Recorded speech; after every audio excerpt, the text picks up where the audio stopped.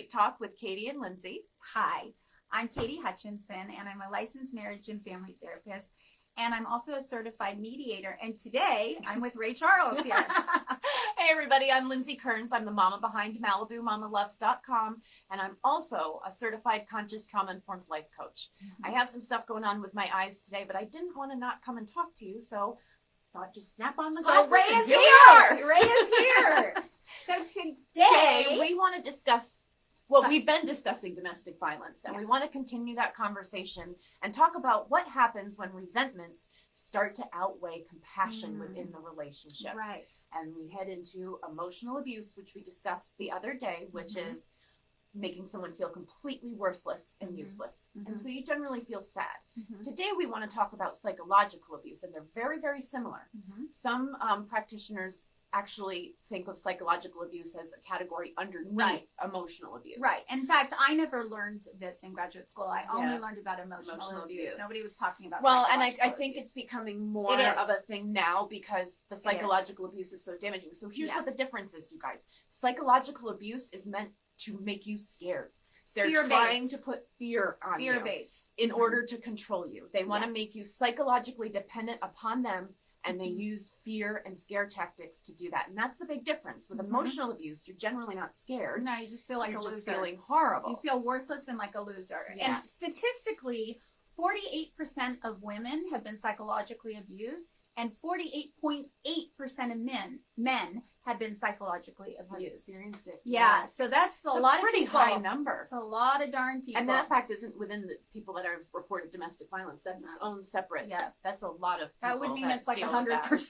It's not 100, but that would mean a lot of people. Okay, like so psychological abuse is just as damaging as physical abuse. It's just the bruises are internal. Which not literally, can be worse. Figuratively. Yeah, because they go with you don't forever. Heal. Exactly. They don't go away. It's really used to control, I said this before, and make the abuser feel superior and make the abusee, is that the right word? Abusee? Yeah. Make the abusee feel worthless and scared into submission, right? Yep. So they distort someone's sense of reality, and this is called gaslighting, which also happens in emotional abuse. Yeah. We talked about that the other day. Gaslighting. We did. So they want to convince the victim that they're crazy or that their memory is incompetent. So an example is the abuser will say to the abusee, "No, you didn't wear your red jacket last week. You wore your blue jacket." And then the abusee will say, "No, I wore the red jacket." "No, you didn't. You wore the blue jacket." "No, I wore my red jacket." "No, you're crazy. You don't remember that? You wore your blue jacket." Yep. So that's a great sense. And then just to play on that a little bit more, I'll give you another example. What they do is they'll take that experience, and when you're out to dinner or out with friends or you're in public anywhere, they're going to lead with, "Oh my God, you guys, Katie is so stupid. Can you believe she doesn't even remember what she was wearing last week?" And they'll publicly humiliate you. And that's psychological. You start to be like, "Oh gosh, I can't even talk. I'm so stupid. Insidious. How can I be this dumb?" Insidious. I think, honestly, I don't know if I would know that I was being abused in that moment. I would know I was. This is what I was telling you. Feel uncomfortable. This is what I was telling you with the emotional abuse. And you were like, "But how do you not realize your friends are gone?" Because it's so slow that you don't realize it. And they start trickling little things into your head, which we'll talk about in a minute, that really make you question your stuff, and your sense of reality gets completely distorted. And that's why this is so scary. Yeah. And we need to be talking about it when we're out with our mom friends, or when we're out, doing stuff with families, awareness, or girls' community. nights. Yeah, it's important, because the more, I know a lot of people, I know for myself for a long time, I did think it was me. And it's very normal to think it's the more that we talk about it, the more people we can reach that are probably sitting there thinking, it's me, but it's not. I'm realizing it's everybody else in my life. Just want you to know. So, anyways, a psychological abuser will distort facts, just like I brought up before, with intent of undermining your confidence and your memory, just in order to instill fear so that they can control you. It's all about control. And this creates a psychological dependence on the abuser. So the person becomes, eventually the abuser wants you to be just dependent on them. There's nobody else around, right? Nobody, no family, no friends, just you and your pet that they're about to kill. Okay, so. And they can go out and do their life. They can do whatever they want. So what does this look like? Yes. Let's give you some real examples of what is happening with psychological abuse. And the first one, humiliating you in front of others. If that's regularly happening to you, that has long-term psychological or mental effects, emotional effects on you. You've got to do something about it. Psychological effects. That's right. Yeah. So they guilt trip you, like, oh my gosh, you went on a girls' trip for like 3 days. I never get to do anything. Blah blah blah. Mind you, they're golfing like 6 times. Exactly. Who's gonna and cook they're for golfing me and do 6 my times a laundry? week. Exactly. So they guilt trip you. Yep. They're calling you names. They're insulting you. Stupid, disgusting, Loser, worthless, idiot. You know, all those things. They get angry in a way that's scary to you. Now, this doesn't necessarily mean like, holding their fist up. It can be their voice, their intention. Yeah. I know I've experienced somebody posturing. So what posturing means is they like, this person would level like, up. Yeah, they would like stand in the doorway, and then I was like, I just want to get through the doorway. Do I go into their legs, or like, how's this supposed to work? You know what I mean? So it scared me. Yeah. And it can be. You don't know what, even with a psychological abuse, if you hear a tone in somebody's voice, that's what I'm saying. You don't know what's coming next. It's their intention. And that fear. It's their intention. Yeah. They'll threaten to hurt you, people you care about, or your pets even. They're out of there with the pets. No, they're out of there. That's a big one for you. Yes. They threaten to harm themselves if they lose you. And this is a huge, huge form of control. This happens a lot in like high teenagers. Schools, you see it a lot. Yeah. I'm going to kill myself if you don't come and do this and with right personality disorders, it's just so bad and so virulent. And on top of that, they'll say things like, if I can't have you, no one can. Yes, and I want to tell a story. So I see this. I've seen stuff like this in my life, unfortunately, up close and personal. And what I witnessed one time is these people got a divorce or separated. They had equal custody. And the father had said things like, if I can't have you, nobody else, that kind of stuff.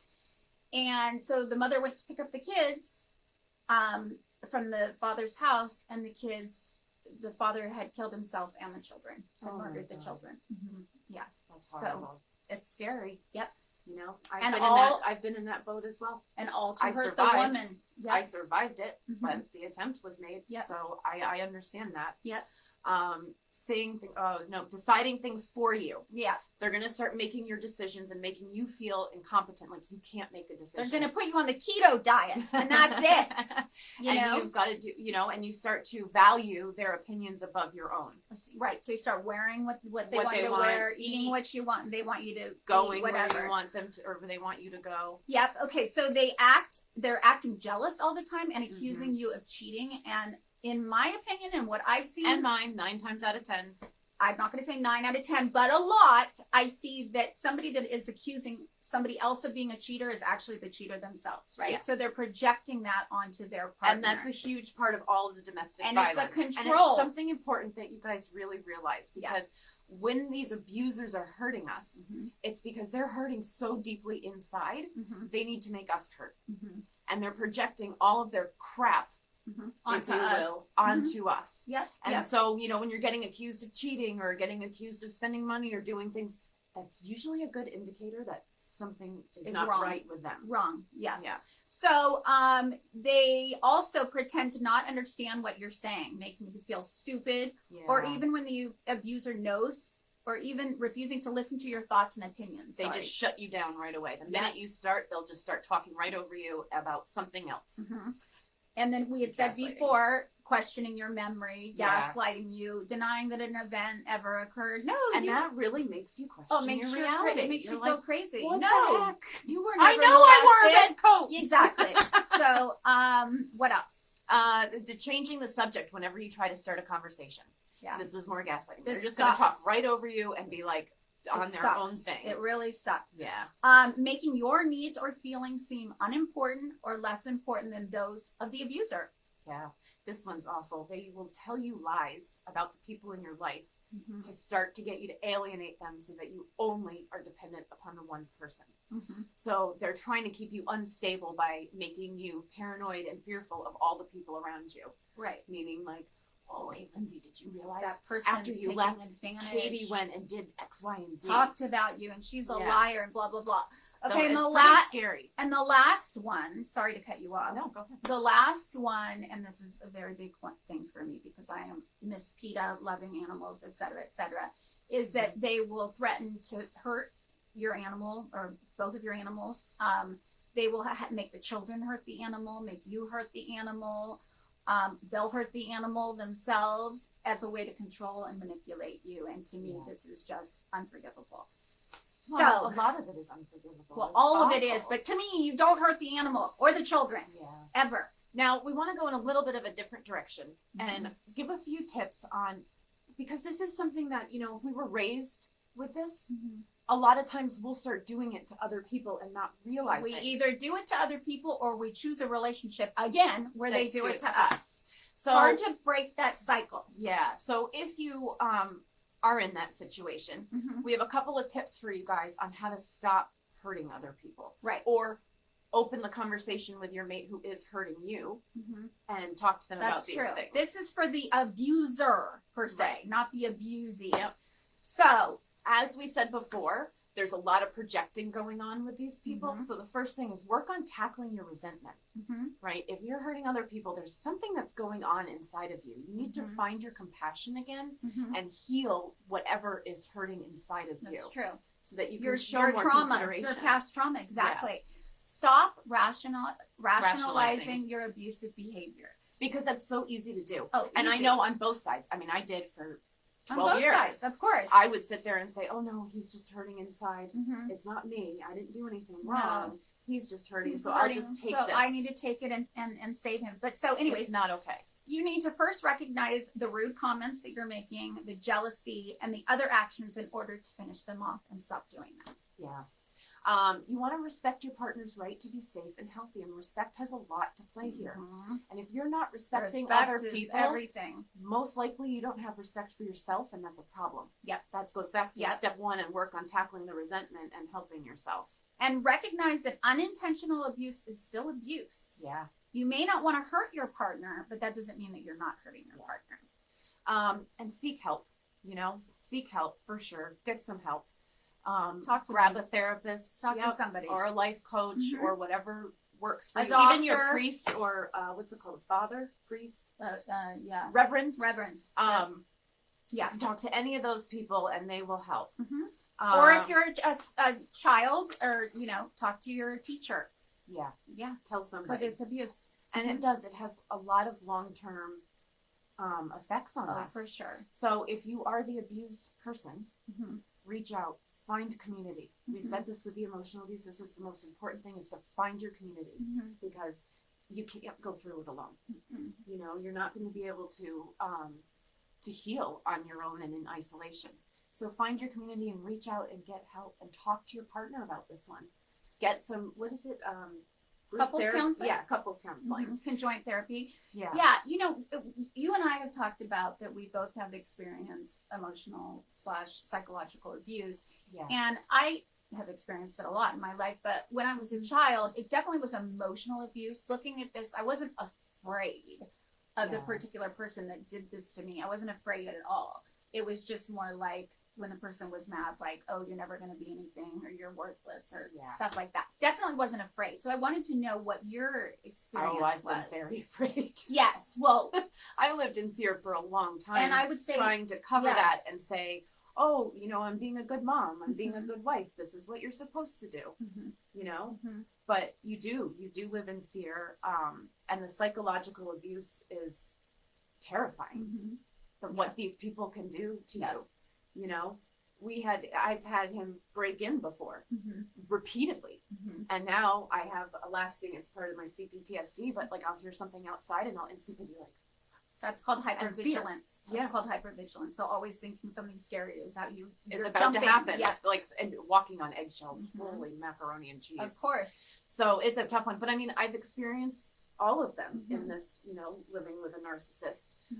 Financial abuse is awful. That's the one we're going to talk about on Monday. That's just as bad. The psychological abuse is really scary. Emotional abuse, now you're scared, hypervigilant, and you feel like crap. You feel worthless. Like, I can't even get out there. And or they're going to kill themselves or the pet or whatever else. Thankfully, I never had that one. Yeah. So that's horrible. Okay. So things that you can do. We've talked about things to do to get out of emotional abuse, emotionally abusive relationship. And it's the same with a psychologically abusive relationship. If you go to a therapist, if you go to a doctor, if you go to your teacher, we're all mandated reporters. We have to report the abuse. I shouldn't say that. If you're a child, we have to report the abuse. Yes. If you're an adult, still go talk to somebody. That doesn't mean that we're not mandated reporters for adults. So I'm sorry if I didn't make that clear. Yeah. Yeah. Well, and that's good. I mean, really, you do need to talk to somebody. That's the only way out of this. Then you won't feel so alone. And, well, I said for me, which was a game changer for me, was I took that 30-day narcissistic abuse recovery program. And there was a huge community in there that we all sort of connected. Which I think is wonderful. Yeah, and that was really like the beginning of my healing journey. Right. I guess the beginning would have been learning. Well, that would be helpful, but you didn't really know. I didn't know at all. So you didn't know. So. And I thought the whole time that it was because of me. Of course. But then, you learn that it's happened to you. Exactly.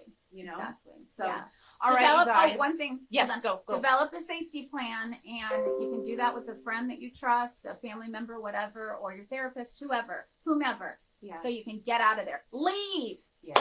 Or try to make it work. Well, you can try to make it work with therapy. With help. Because, like we just pointed out, if the abuser is aware that they're abusing, they may not want to be that way. It might be a cycle of abuse that they just don't know about. Yep. So start the conversation, right? Exactly. We got to talk about these things. But with somebody to help you. You need a mediator. So for sure. Yes. All right. So we'll leave it there for today, you guys. Say goodbye to Ray. Say goodbye to Ray. I won't be back on Monday. We'll see you. Have a great weekend. Be safe out there.